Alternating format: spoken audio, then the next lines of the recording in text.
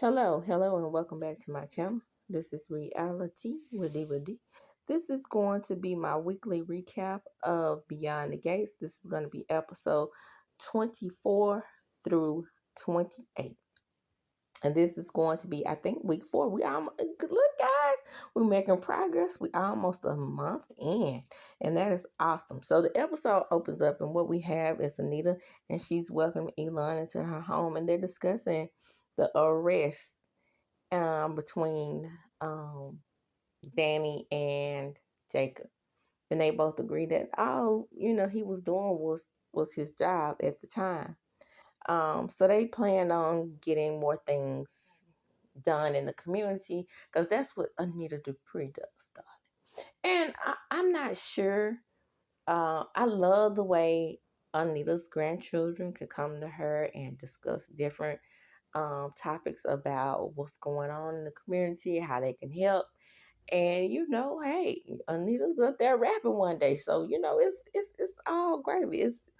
It's a nice camaraderie, and it's a nice mix of family drama, yet they're close. But the thing about it is, we got to, we building up to a breakup. It has to be some kind of family break, and so the family that is the centralized family of the show, they always have a break.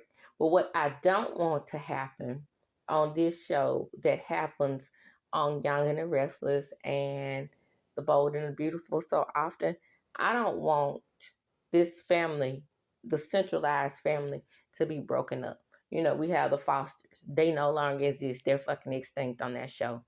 And then we have Nikki had a family. Besides being a new, I forgot what was Nikki's name, whatever the case may be. But you know what I'm saying? How we haven't seen Rick Brooke oldest son probably in about 15, 16 years. And then when we do see RJ, he comes in for a whole entire season or two. And then all of a sudden he disappears again. I want these centralized characters to remain a family. Now the other families can disband. We see we already have a cash shakeup with Turtleneck Ted. But what we want to keep is like that central family. I don't want them to disband that central family. So next we have Naomi. She goes to see her husband at the precinct, Jacob, and she's telling Jacob, I'm concerned. I'm really concerned about the victims. And I really do believe that, well, we're going to see later on that nobody believes that Naomi is getting this case because of her dedication to, the women themselves. Everybody thinks that she wants to stick the bill. I mean, a little of that is there, I'm sure. But for me, if this had been my daddy, and even if me and my daddy were getting along, and a case like this came before me, high profile, but yet and still where I can make a difference. Fuck that doggone publicity and what it can do for my firm. I want justice. And that's just the type of person that I am. Next, we have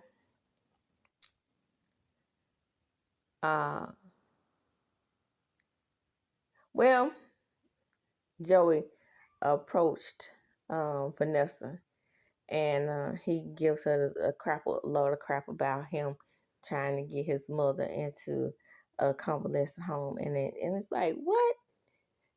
Not a convalescent home, excuse me. He wants her behind the gates in a nice, proper community, so she won't be alone. So why?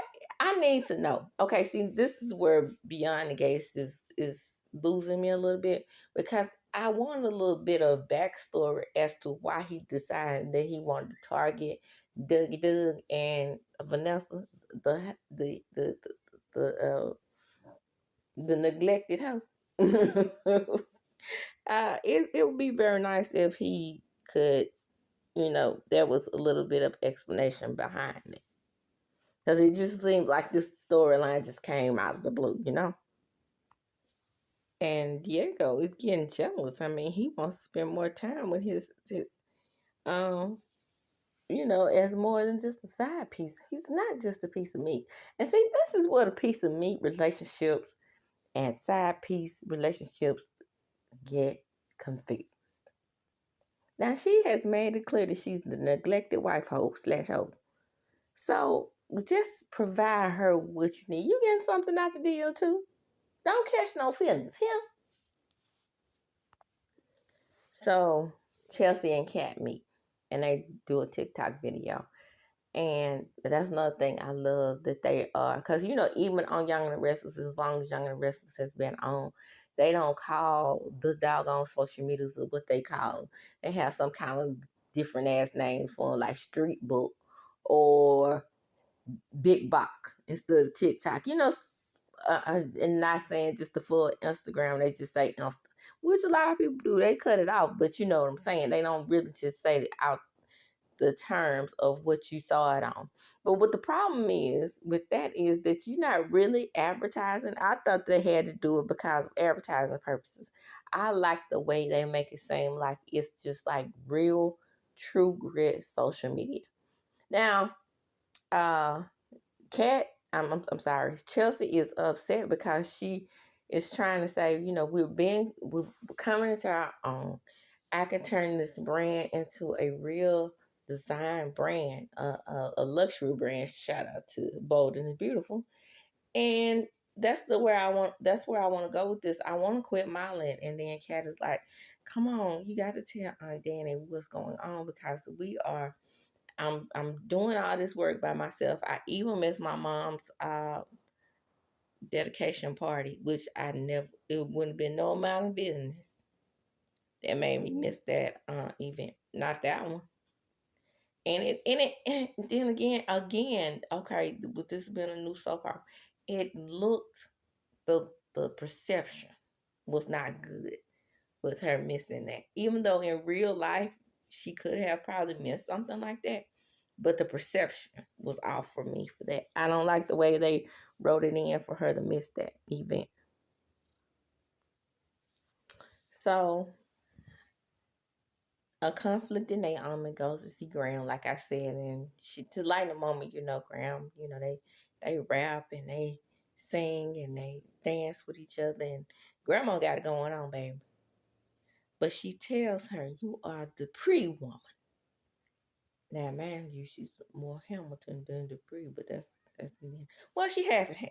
But because she don't have any sons, which, like I said, it seems kind of odd because they're gonna throw in at least one son normally on these type of shows, these high sedity, high profile, legacy type families. It just don't work with two daughters, and I do like that because that does modernize things. Because in reality, that's how families are. Families are rarely set up where you have one son and one daughter. That's the lifestyle that most people wish for, but most of the time, um, you have same-sex children. That's more prevalent than um, having half and half, or if you see a family and it's a big family and they have like 5 boys and then only one girl, it's all because they tried and tried until they got their girls. Like my grandmother. My grandmother had 4 boys before she had her 2 girls.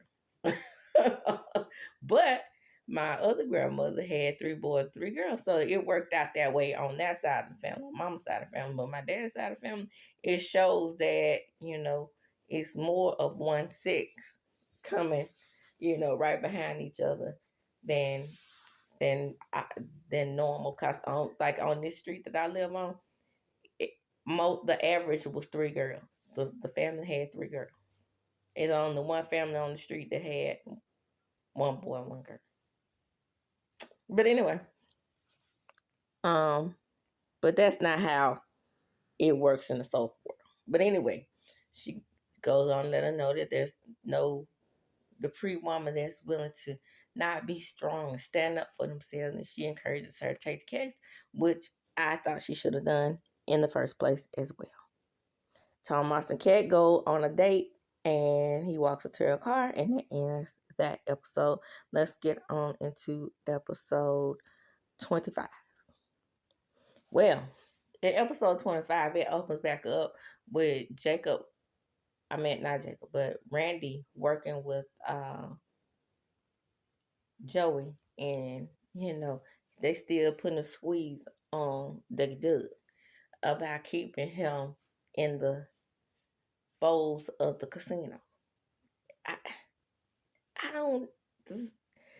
Okay, this is another storyline that has me disconnected because it's. I wanted to go ahead and wrap up. This is the one that you can go ahead and wrap up, and then we need to go ahead and wrap up the why is Martin having these dreams. So in comes granddaughter number 2. See, like I said, it's more realistic this way. So Bill and Danny has 2 girls, right? I have 2 girls. My sister has 2 boys. That's what I'm saying. My mother had 2 girls. My other aunt had 2 girls. So normally it works out that way, but you don't hardly ever see it working out that way, especially so with these high profile families and high power families. Because I don't think Victor would have climbed off of Nikki if he hadn't got his boy by her. You know what I'm saying? And it took her a while. In the end, even when she got Nick, he didn't believe she was his. He was it. He was his. We got DNA tests back in the day on Nick. So now we have Chelsea coming over, and she's showing Graham her design, and she said, "Oh my God, the details in this purse. Who made it?" She said, "I made it, Graham." And she lets her know that, she doesn't want to work as a model anymore. And you're going to have to stand up to your mom. She gave awesome grandparent advice to both of her granddaughters. So now remember, Katie McClain is on the show as Danny's best friend. And she plays a character by the name of Pamela. I think she's just going to be recurrent. Because she's burnt her bridge. I mean, not burnt her bridges, but she's buried her bones in this soap opera game. And I don't think she wants to be a full-time cast anyway. I think she just wants to come in and out when she gets ready to. And that's okay. It's time for a lot of them to sit down somewhere. But anyway, they share a breakfast. So as I was saying, she tells Pam about the confrontation with Haley and how Haley reacted to her being in her home. Well, yeah, I mean, I'm never on Haley's side, but you were wrong. Next. So Vernon comes on the scene, and he notices that Danny is drinking in the morning. What is this leading up to? Because, she has been taking him back lately. That's what it is.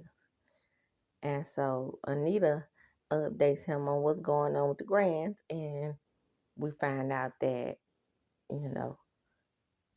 Chelsea no longer wants to model, and that Martin is determined to be president. And it's like, we can't let this happen. He has to be stopped.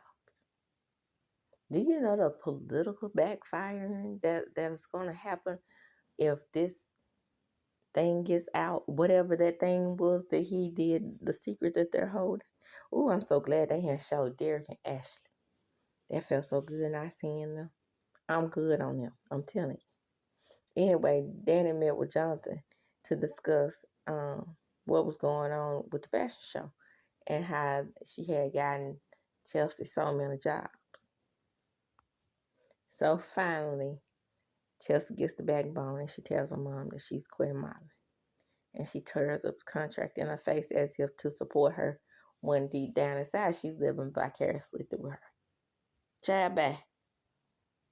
This girl wants to have a design fashion house. Child back. Fashion house model. One of these things is not like the other thing, and one of these things is not the same. One, you are the boss of the models, okay? I'd rather be the boss of the runway than on the runway. Hurting my damn feet, and my feet looking like jackhammers like Claudia Jordan. So just like Burner suspected, it's going to be hard to keep Martin from his ambitions, because he's very, very ambitious and very, very, I think he's like arrogant and self-assured when there's no reason to be, because he has so many things, which is, Vernon is right about. He has so many things working against him, like being gay, black, and then he's married to a white dude. But anyway, Smitty comes in, and they talk, and he's reassuring him that he has nothing to worry about. He knows damn well that he's trying to still run for president and defy him and his father. But the thing about it is, I think that Smitty would be supportive of him. He's not supportive of Smitty. See, because Smitty wants to go back to work as well. And he finds out that he still has his presidential ambitions when he loses his phone, and he gets ready to take it to him. And he overhears Vernon getting on to him about running for president. So Mike is still speaking greasy about the women. Thomas walks in, and Bill lets him know that he's going to have to scale it back some about how he's behaving at work. This is definitely foreshadowing. And Bill tells Tomas how concerned he is about his relationship going south with Naomi. Yeah, I wouldn't have the best relationship with you either if you cheated on my mom with my best friend. What you thought that was going to happen? So, Naomi walks in while Bill is showing love for Miss Haley, who still works there. And he wants to reconcile with her. And before they could reconcile or could speak about reconciliation, here comes the process server. And she lets them know that she's being sued. Let's get on to episode 26. So we open up the episode and we're back at the country club, and Chelsea is really selling herself to her mom. And so DANI is making it about herself again and saying that she's trying to punish her because, she wasn't there as her mom. And she's like, no, it's not that. This is about me. Right. When is she going to get it through her thick skull that everything isn't about her and everybody is not trying to punish her for something? And I think that's a lot of what happened, just by the characters. We didn't get a whole lot of backstory on her and Bill. But just by looking at it, I think that's another reason why Bill turned to Haley. Besides him getting some young tail. If you know what I mean. So, DANI goes home. She reflects on her lifestyle as a model, and she looks at her old photograph, the one that Haley broke in front of her face, as she should have, which is what I would have done. But before she relives her past, what did she do? Take one back. Excuse, or two. So what's going on here? Why is this lady drinking like this? Is she that depressed? And then Haley confronted Jacob when they went to Orphe Jeans, Orphe Johns. I think that's the name of the diner. She's like, she talks to Jacob. And she's like, I think that Haley, I think that Naomi is going to regret not being a daughter to her father. And Jacob was like, huh? And like, you fucking lying. She said, I feel like I haven't talked to you in so long. What do you think you gonna be having a buddy relationship with him still? Are you okay? This girl is damn delusional. So Bill and Naomi talk, and she's just like, Dad, I am doing this because I am, like I said, I am for women, and what Mike did to these women was wrong and very inappropriate. And Bill is so arrogant and full of himself. He looks at her and tells her, I know you might be disappointed. That made me so mad when he did that. Yeah, no, patronizing her. I know you may be disappointed, baby girl. Disappointed in my choice to marry Haley, but you just gonna have to get over that shit. And she said, Daddy, this is not about that. Yes, it is. You're disappointed in me and you're trying to lash out. But you will regret trying to go up against me in court. You'll lose. And then she said, well, bring it. I know that's right. And she walked out. Tomas confided in Kat that he didn't think that this thing was going to go the way she thought it. Because at first, he was like, I hope. Kat was like, I hope that, whoever gets this Mike character sticks it to him. And then he said, well, not so fast. That's your cousin going against her dad. And then she said, oh, okay. Well, I'm still Team Naomi. I know that's right. So, and the next thing, Bill tells Haley how Naomi approached him and is about to sue him, and she is furious. So what? That girl her faces and her affect is so flat, and her expression is always the same. Like Mary J's when she was playing Monet. Who cares? I mean, there's no emotion involved in that. At the boy, Naomi told Jacob that their fight was very familiar and she was hurt that Bill attacked her personally. So after that, Haley storms in and she wants answers. So once she tells Naomi that things were not going to work out the way she wants them to, and she was just attacking her father because of what happened between them, Naomi does let her know, it's not about that. And I'm so sick of everybody thinking that it's just about Bill. Anyway, next, we're going to get into Thursday's episode. So Nicole is trying to offer support to DANI at the house. She says, let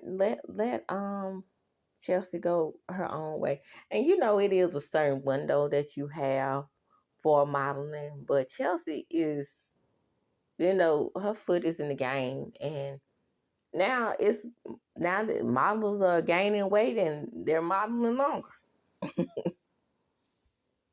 My point is, if she wants to go back to it, she can. So back at Danny's place, Nicole goes over, and Nicole tells her that she needs to start dating again. And then they practice on dating. It was so cute. And she showed her the picture of the crack picture, and she's like, well, you're no longer this Danny. I know that's right. And then Danny admits she didn't want to replace Bill, even though he replaced her with a hot younger model.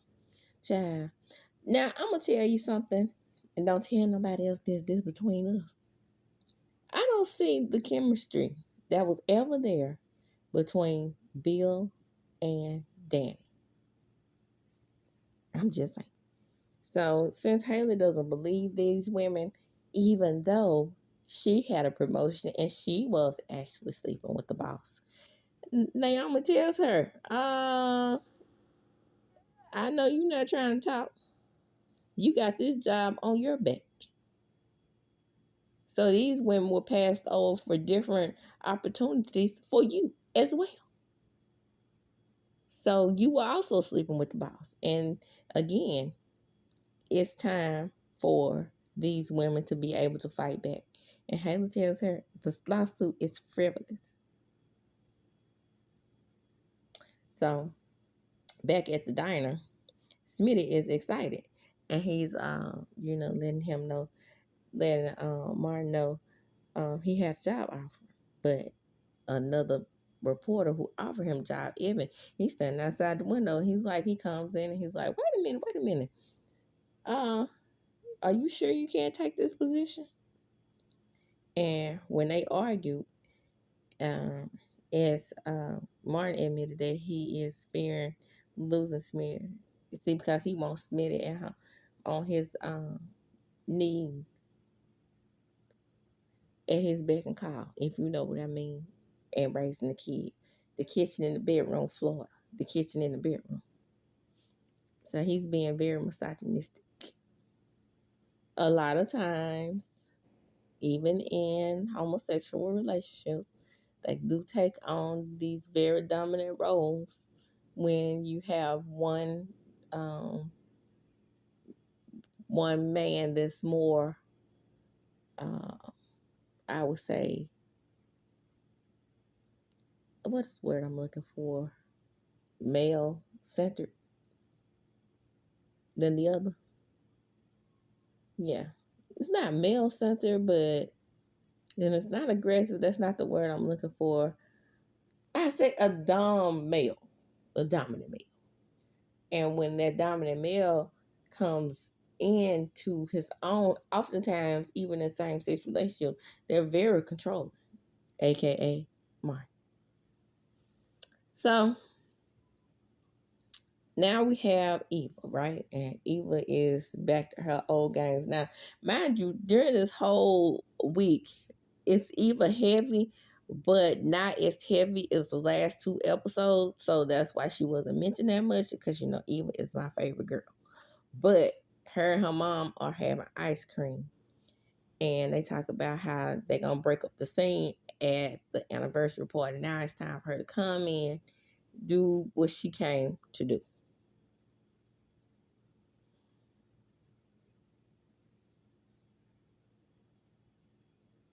So down to the precinct, we have Malone. He up there acting like he's cool with Jacob or whatever. Done brought him a couple donuts, couple cups of coffee, like two sugars, right? Acting as if he likes him, and he doesn't, but he knows what predicament he is in with Joey. But he's getting paid by Joey on the table, and Malone has already warned him that taking bribes and shit is gonna get him in a world of trouble at this point. So kind of play cool, but he don't want to play cool because he has Doug wrapped up in this whole situation. So he wants Doug wrapped on his hook, and the only way to do that is to stay involved in everybody's lives, which that ain't really gangster. But Jacob is like, okay, so why are you softening towards me now? I mean, Jacob ain't no dummy. Then he was like, I just want to be cool with you, man. He's like, nah, something is up. You are different for a reason. That's right, Jacob. Stay on that ass. So now we're down to Friday's episode. And remember, Kat has set up cameras in the house to watch Eva. So uh, Eva has told her mama that Kat is a problem. So she puts on a different wig, changes her accent, and says, how in the world could you not ever love a sweet, beautiful girl like Eva? And she's like, how do you know Eva? We used to work together. And she said, oh, yeah, I used to work together. Then she's a conniving bitch. And she's up to something. And she's like, well, maybe I can bridge the gap between two. I know with Kat speaking so greasy about that girl, I know she all her crazy wanted to come out on her. But Ted walks in and Ted sees them together, and Ted is like, what the hell is going on now? What can I do to get you out of my hair and for you to leave me the hell alone? And she said, 50 stacks. And Ted said, what, you crazy? My wife would know 50 stacks is gone, but they ain't like they don't have it. Of course they do. But it's like, she'll notice. And she's like, I don't give two shakes of a rattlesnake's ass. You give me that for 50 snacks and I'll go away. She's not going away. She's gonna be definitely the fatal attraction on this show. So we all at the dinner table, and all of a sudden, Kat gets a beep on her phone. So she catches Eva snooping on the video, and she accidentally mentions her name. And Ted is like, "What's your deal with her? Why are you hung up on her?" So jealous, and she said, "No, I think she's keeping secrets." And at the table next to them, we had, because Nicole has already spoken to Vanessa, and Doug and Vanessa are together, and of course, he's wondering why she's so busy, and she lets him know, "Look, motherfucker, you always running up out of here on me. So if you can take on more clients, so the fuck can I? I know that's right. You better let him. You better let him know." And so Haley, is over at the office, and she walks in on Bill hugging Lorinda, and she gets jealous and think they having a secret relationship, and she confronts Bill about it. You lose them how you get them. Danny has warned you, and you knew of his affairs when you were dating him. You knew he had previous affairs on Danny. So what you get is what you get, even though that was quite innocent. I wish it was. So Nicole invites Eva to dinner. She tries to call her mom, and she too busy worrying about if she can get some more ducats out of Ted. So after the phone call, and she talks to Nicole, she tells Nicole, your daughter doesn't like me, and she's suspicious of me, and she says she has no reason to be. I'll talk to her. So we go down to the Smitty and Martin's house, and they're discussing Tyrell. Tyrell's been quiet. He's keeping to himself. Then we find out that he's bruised up and cut up. Now they think that he's being bullied, which is probably the case. He's like, well, they think it's just only about him having two dads, but I think it's deep. I either think that he is gay as well, and he tried to flirt with the boy who beat him up, or either he's not gay and he tried to flirt with his girlfriend.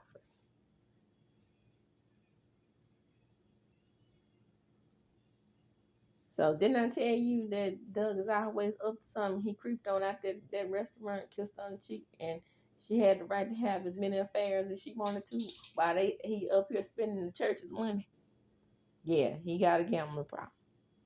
And at the gambling den, Randy and Joey are talking, and he's like, dude is my friend, but I'm not trying to, keep you from shaking him down.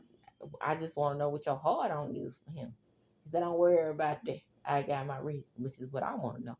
Did he cut him up wrong on the table? Or was the mama that going to be in the convalescent home? What is the problem?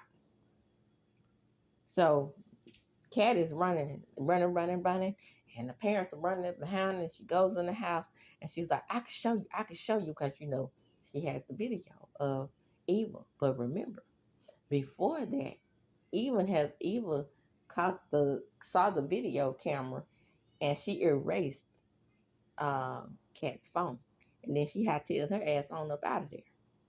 And when she erased it, that stopped Kat from being able to show her parents Kat snooping in the house. And that, my friends, is going to end this weekly recap of Beyond the Gates. Come on in. Like, comment, subscribe to my channel. Hit the notification bell button. You will be notified when I upload a video. But before I close this video, come on, drop down in the comments. Let me know how you all are liking Beyond the Gates so far. I can say for me, I am loving the show overall. This week was real, real good. It's definitely getting better. And I felt much, much better without Derek. See, I'm forgetting their name. They're forgettable. Derek and Ashley. And as I do when I close, I'm going to chunk them up. Deuces. Again, like, comment, subscribe to my channel, hit the notification bell button, and share the video. Why? Because sharing is indeed caring.